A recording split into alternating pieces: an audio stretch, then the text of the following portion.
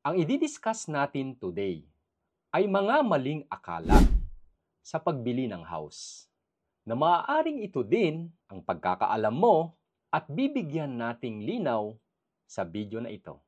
Kaya naman tapusin mo ang video na ito hanggang sa dulo. Number 1 na maling akala, may lipat agad. Lipat agad kapag naka-full down payment o full equity o lipat agad kapag ready for occupancy na yung ina-avail mong bahay. Ang basis ng paglipat ay hindi full payment ng equity lamang.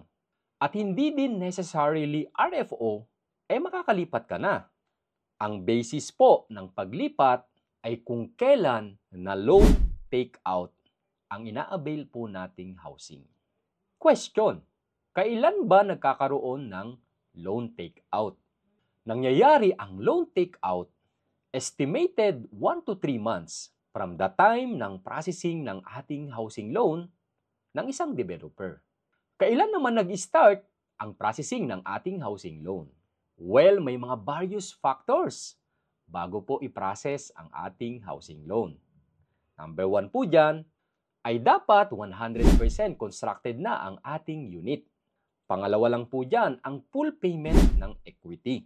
Isama pa po natin ang compliance sa documentations in terms of the title of the property.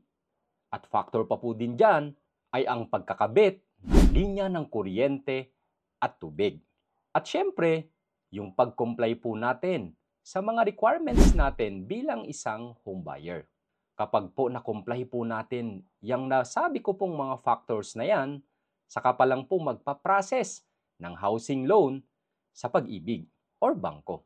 Doon na nga po magsisimula ang loan take-out na siyang basis kung tayo ay lilipat na sa titira nating bahay.